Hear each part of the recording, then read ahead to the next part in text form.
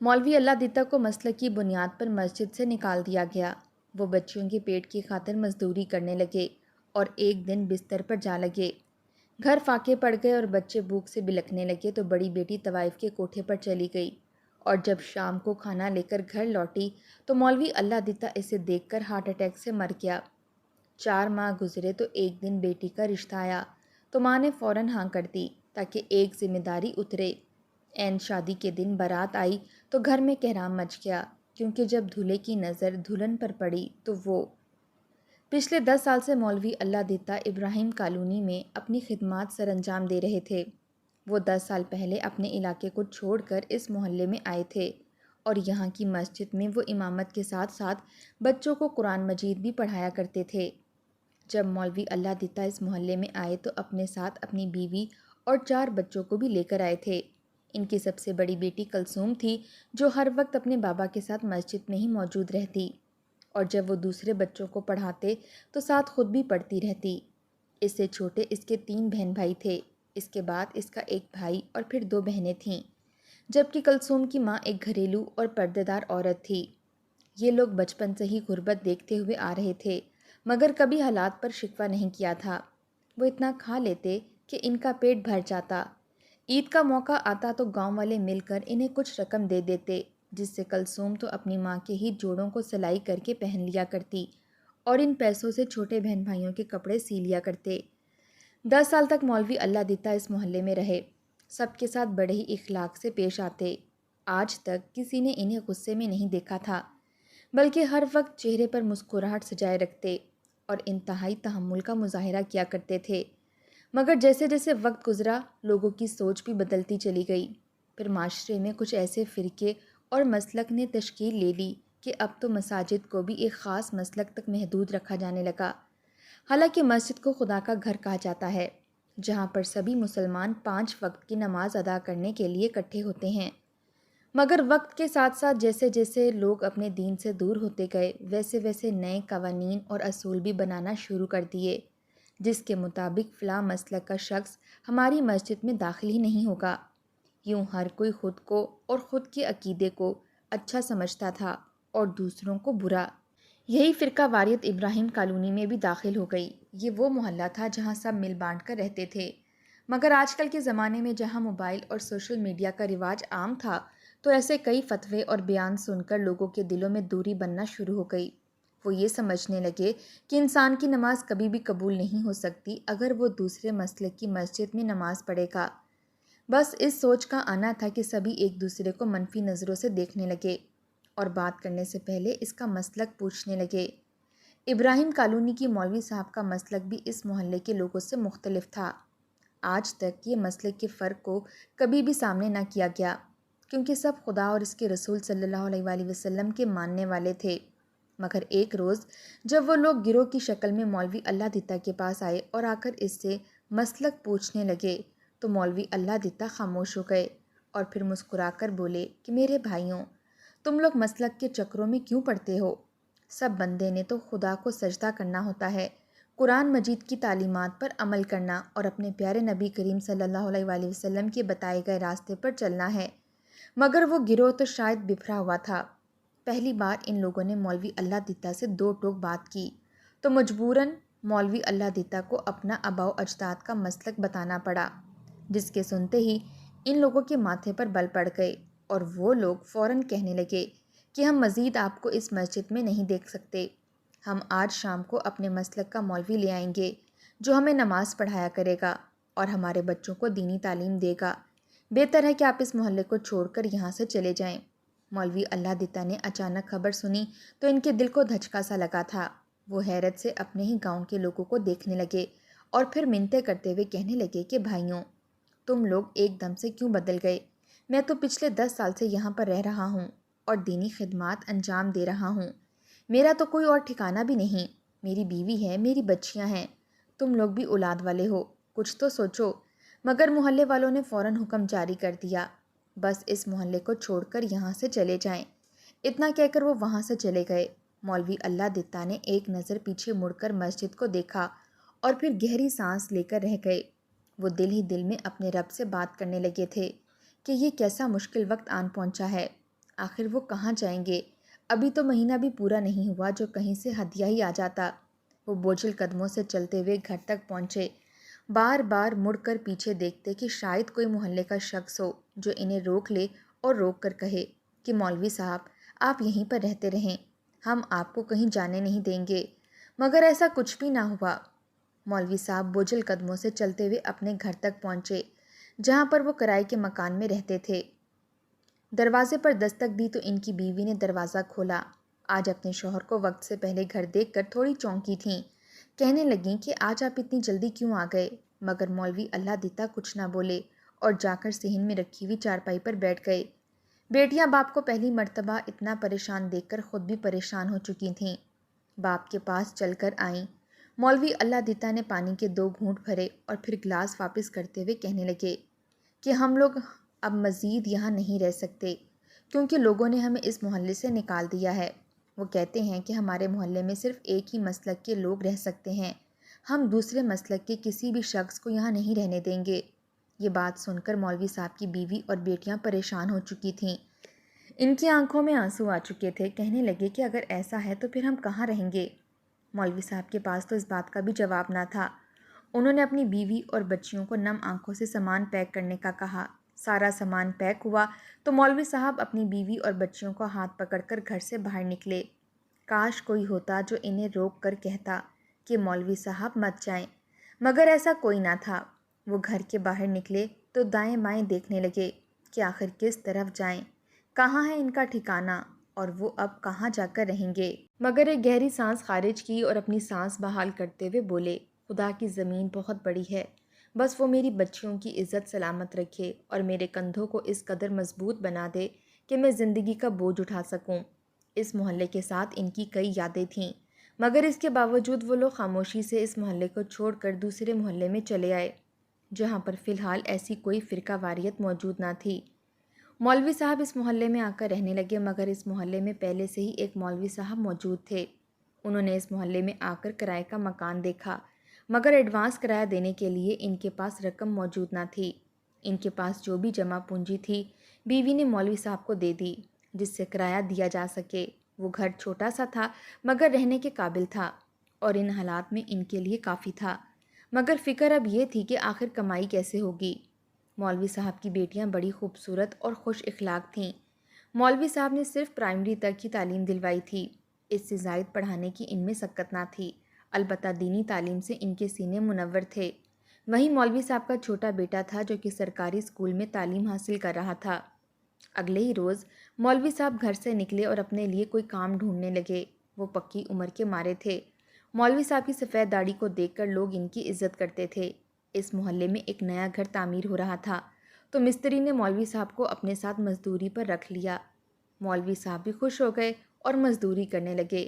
یوں ان کی اس مستری سے اچھی جان پہچان ہو گئی اور وہ مولوی صاحب کو اپنے ساتھ ہی کام پر لے جانے لگا۔ مولوی صاحب سارا دن کام کرتے رہتے، کبھی انہیں سیمنٹ اور بجری اٹھانے کا کہا جاتا تو کبھی سیڑھیاں چڑھ کر انہیں اینٹیں رکھنے کا کہا جاتا۔ وہ ہانپتے کانپتے ہوئے سارا کام کرتے رہتے، بعض دفعہ تو پاؤں اور ہاتھوں پر چھالے بھی پڑ جاتے۔ گھر آنے سے پہلے یہی کوشش رہتی کہ کسی طرح زخموں کو چھپا لیا جائے، اگر میری بچیاں دیکھیں گی تو ان پر کیا گزرے گی۔ دھیرے دھیرے مولوی صاحب کی طبیعت خراب رہنے لگی، ان سے وقت پر کام نہ ہو پاتا، آنکھوں کے آگے اندھیرا چھا جاتا تو وہ زمین پر بیٹھ کر ہانپنے لگتے۔ ٹھیکیدار ان سے لڑائی شروع کر دیتا، کہنے لگتا کہ اگر کام نہیں کرو گے تو پیسے کیا بیٹھنے کے لیے لے کے جاؤ گے۔ ایسی ڈانٹ اور جھڑک سن کر بوڑھے مولوی صاحب ایک دفعہ پھر اٹھ کر کام کرنے لگتے، مگر زیادہ دن تک وہ محنت مشقت نہ سہ سکے اور ایک روز کام کے دوران ہی وہ سیڑھیوں سے پھسل کر گرے۔ ان کے سر پر شدید چوٹیں آئی تھیں اور ان کا ایک بازو بھی ٹوٹ چکا تھا۔ مزدور فوراً انہیں ہسپتال لے گئے۔ جب گھر بیوی اور بچیوں کو خبر ملی تو سب پھوٹ پھوٹ کر رونے لگے۔ مولوی صاحب کو گھر لایا گیا تو ان کی حالت خطرے سے باہر تھی، مگر وہ اس قدر کمزوری محسوس کر رہے تھے کہ اٹھنا بھی مشکل ہو رہا تھا۔ اگلے 2 ماہ تک تو وہ کوئی کام کر ہی نہیں سکتے تھے۔ مولوی صاحب نے اپنی بے بسی دیکھی تو رونے لگے کہ اب میں اپنے بال بچوں کا پیٹ کیسے پالوں گا۔ گھر میں تو 2-3 دن کا ہی راشن بچا تھا۔ جب تک راشن چلتا رہا گزارا ہوتا رہا، مگر جب فاقوں کی نوبت آنے لگی تو ماں بیٹیاں پریشان ہونے لگیں۔ باقی تو چھوٹے تھے، مگر کلثوم بڑی حساس اور ماں باپ کی مجبوریوں کو سمجھنے والی لڑکی تھی۔ اس کی عمر اس وقت 17 سال تھی۔ وہ انہی سوچوں میں گم تھی کہ آخر کیسے وہ اپنے ماں باپ کا بوجھ ہلکا کرے۔ اسے تو کوئی ہنر بھی نہیں آتا تھا۔ باپ کی صحت دیکھتی تو اندر ہی اندر کڑنے لگتی۔ اس شام وہ اپنے گھر کی چھت پر چلی آئی۔ مغرب کا وقت تھا، ہر سو خاموشی تھی، مگر وہ پچھلے کئی دنوں سے دیکھ رہی تھی کہ اس محلے سے کچھ دوری پر، جہاں یہ کچے مکان ختم ہوتے تھے، وہیں کچھ دوری پر ایک بڑا سا محل نما مکان بھی بنا ہوا تھا۔ جیسے ہی اندھیرا چھانے لگتا تو اس میں رنگ برنگی جگمگ کرتی روشنیاں جل جایا کرتیں، اور پھر ساری رات تک گانے بجانے کی آوازیں آتی رہتیں۔ جس روز ہوا کا رخ اس جانب ہوتا تو ساری رات گانوں کی آوازیں آتی رہتیں۔ وہ تو یہ سمجھتے تھے کہ کسی کی شادی ہے، مگر روز کس کی شادی ہو سکتی تھی؟ کلثوم نے بغور گھر کو دیکھا۔ یہ گھر شادی والا گھر تو ہرگز نہ لگتا تھا، مگر یہ جان چکی تھی کہ ہو نہ ہو یہ کوٹھا ہوگا۔ بے بسی اس پر اس قدر حاوی ہو چکی تھی کہ اس نے ساری رات سوچتے ہوئے گزار دی۔ وہ دماغ اور دل کی لڑائی میں اس قدر الجھ چکی تھی کہ آدھی رات کو پھوٹ پھوٹ کر رونے لگی۔ جب اس سے سانس نہ لیا گیا تو ایک بار پھر چل کر چھت پر آ گئی اور کھلی فضا میں سسک سسک کر رونے لگی کہ آخر کیسے اپنے بہن بھائیوں اور ماں باپ کا پیٹ پال سکے۔ تو تبھی اس کی نظر ایک بار پھر اس مکان پر گئی جس میں ابھی تک یوں ہی روشنی جگمگا رہی تھی اور بڑی بڑی گاڑیاں اس گھر کے باہر کھڑی تھیں۔ باقی گھر سارے جھونپڑیوں والے تھے اور وہ گھر سب سے منفرد تھا۔ یقیناً وہ طوائفوں کا اڈا تھا۔ اس نے اندر ہی اندر ایک فیصلہ کر لیا تھا۔ یہ فیصلہ کرنا اس کے لیے انتہائی مشکل تھا، مگر اس کے علاوہ اور کوئی چارہ نہ تھا۔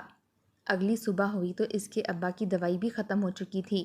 اس نے ایک نظر اپنی ماں کو دیکھا اور پھر کہنے لگی کہ اماں، میں اپنے لیے کوئی کام ڈھونڈوں گی اور پھر ہم سب کے برے حالات ختم ہو جائیں گے۔ مولوی صاحب جو آنکھیں موندے لیٹے تھے، بیٹی کے منہ سے سنا تو فوراً کہنے لگے، تم پاگل ہو گئی ہو، تم میری عزت ہو، خبردار جو گھر سے باہر قدم بھی نکالا، میں تم دونوں کو گھر سے باہر نکلتا ہوا بالکل بھی نہیں دیکھ سکتا۔ کلثوم نے باپ کی بات سنی تو خاموش ہو گئی۔ جیسے ہی سورج ڈھلنے لگا تو اس نے چادر اوڑھی اور گھر سے جانے لگی۔ جب تک ماں کو خبر ملی بہت دیر ہو چکی تھی۔ کلثوم تیز قدم اٹھاتی اس علاقے کے آخری مکان کی جانب جا رہی تھی، جس کی کچھ دیر بعد رنگ برنگی روشنیاں جل چکی تھیں۔ آنکھوں سے مسلسل آنسو بہہ رہے تھے اور دل تھا کہ تھر تھر کانپے جا رہا تھا۔ ایسا کرنے سے اس کا خدا اس سے ناراض ہو سکتا تھا، مگر وہ اپنے بہن بھائیوں کی بھوک بھی تو برداشت نہیں کر سکتی تھی۔ وہ بھی خدا سے معجزے کی طلبگار تھی۔ جب اس نے پہلا قدم اس طوائف کے کوٹھے پر رکھا، اندر تو کوئی اور ہی دنیا آباد تھی۔ اسے دیکھ کر ایک خواجہ سرا اس کے قریب چلایا اور کہنے لگا کہ یہاں کیا لینے آئی ہو؟ اس کا چہرہ دیکھ کر وہ خواجہ سرا سمجھ چکا تھا اور ایک شیطانی مسکراہٹ ہنسا اور کہنے لگا کہ آؤ، میں تمہیں اپنی ہیڈ سے ملواتا ہوں۔ وہ اسے وہاں کے دفتر کی جانب لے جانے لگا۔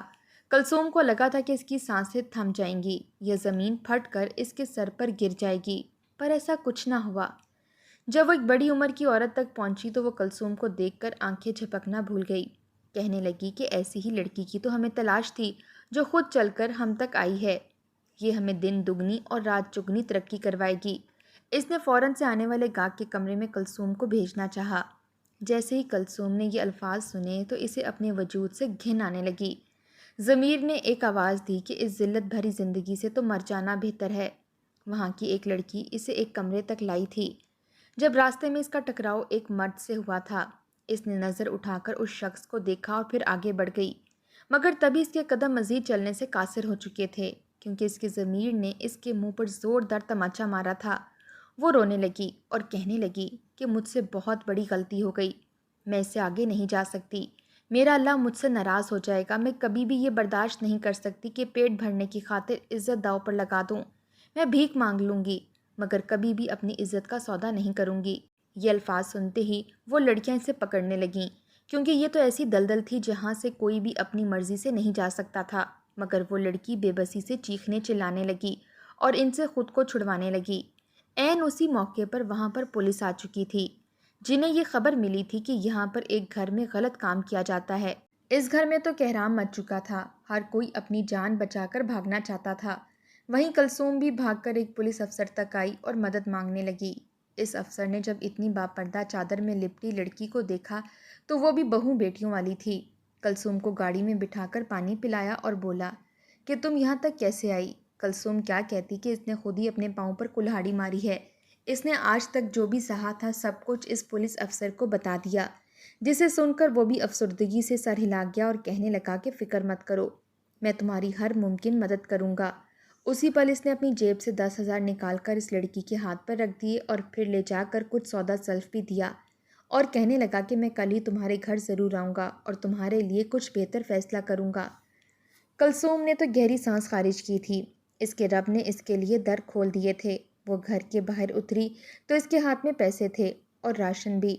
ماں باپ اور بہن بھائی گھر میں پریشان تھے۔ مولوی اللہ دیتا ذہن میں بیٹھا کھانس رہا تھا اور رو رہا تھا کہ اس کی بچی کہاں چلی گئی۔ تبھی کلثوم گھر میں داخل ہوئی۔ ہاتھ میں پیسے اور راشن دیکھ کر سب کی آنکھیں کھلی کی کھلی رہ گئیں۔ کلثوم سے اس کی ماں پوچھنے لگی کہ تم کہاں گئی تھی؟ یہ پیسے اور راشن کہاں سے لائی ہو؟ کلثوم نے اپنے باپ کو ایک نظر دیکھا۔ وہ ساری سچائی بتانا چاہتی تھی مگر اس نے کہا کہ اماں، میں کوٹھے پر گئی تھی جہاں پر وہ ابھی اتنا ہی بول پائی تھی کہ اس کے ابا نے چیخ ماری اور اپنے بال نوچ کر کہنے لگا، یا خدایا تو کسی باپ کو اتنا بے بس نہ کرنا کہ اس کی بیٹی اس نوبت کو پہنچ جائے۔ یہ سننے سے پہلے میں مر کیوں نہیں گیا؟ اپنی بیٹی کے منہ سے صرف یہی لفظ سن کر مولوی صاحب وہیں گر گئے۔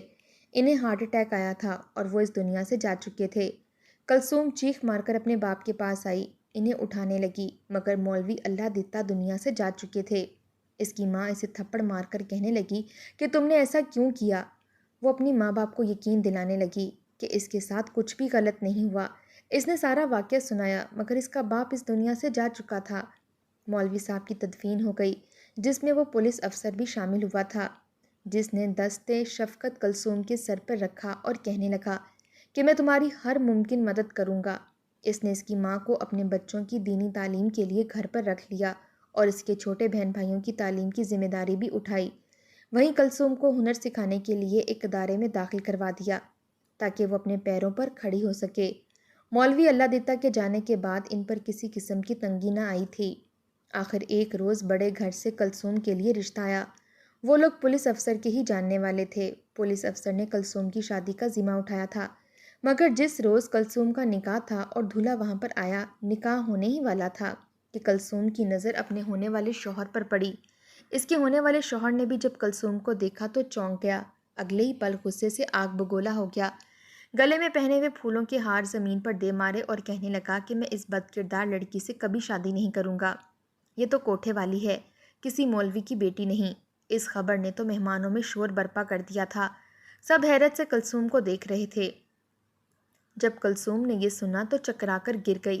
ساری زندگی اس کے باپ نے عزت ہی تو کمائی تھی اور اس موقع پر آج اس کے ساتھ یہ سب کچھ ہو رہا تھا۔ وہ لڑکا کلثوم کے کردار پر انگلی اٹھائے جا رہا تھا، جبکہ کلثوم نے جب یہ سنا تو مزید برداشت نہ کر سکی اور کہنے لگی کہ تم کیسے میرے کردار پر بات کر سکتے ہو؟ تم ہوتے کون ہو میرے کردار پر انگلی اٹھانے والے؟ میں جانتی ہوں کہ میں نے کچھ بھی غلط نہیں کیا، میں بالکل پاک دامن لڑکی ہوں، مگر کیا تم بتا سکتے ہو کہ تم وہاں پر کیوں گئے تھے؟ اگر میں بد کردار ہوں تو تم بھی بد کردار ہو، کیونکہ جس وقت میں وہاں موجود تھی اس وقت تم بھی وہیں پر موجود تھے۔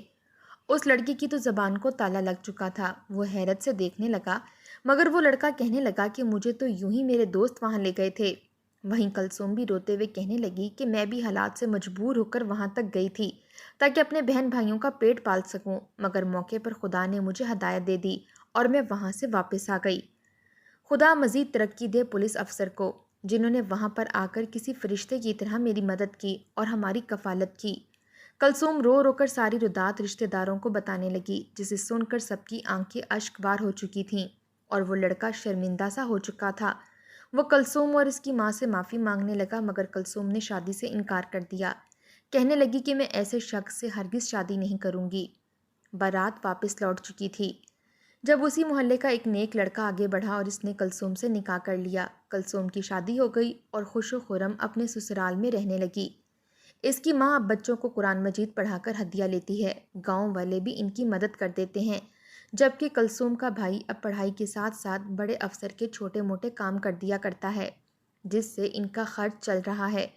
پولیس افسر کا کہنا ہے کہ وہ کلثوم کے بھائی کو بھی بڑا افسر بنائیں گے، جبکہ وہیں کلثوم اکثر یہ سوچ کر رو دیتی ہے کہ کاش وہ اپنے ابا کی موت کی ذمہ دار نہ ہوتی۔ مگر شاید ان کی موت ایسی ہی لکھی تھی۔ اس نے اپنے ابا کا نام کبھی بھی خراب ہونے نہیں دیا تھا، مگر یہ لوگ، یہ دنیا والے، جو مرد کا کردار تو بھول جاتے ہیں مگر عورت کے ماضی کو کریدنا کبھی نہیں بھول سکتے۔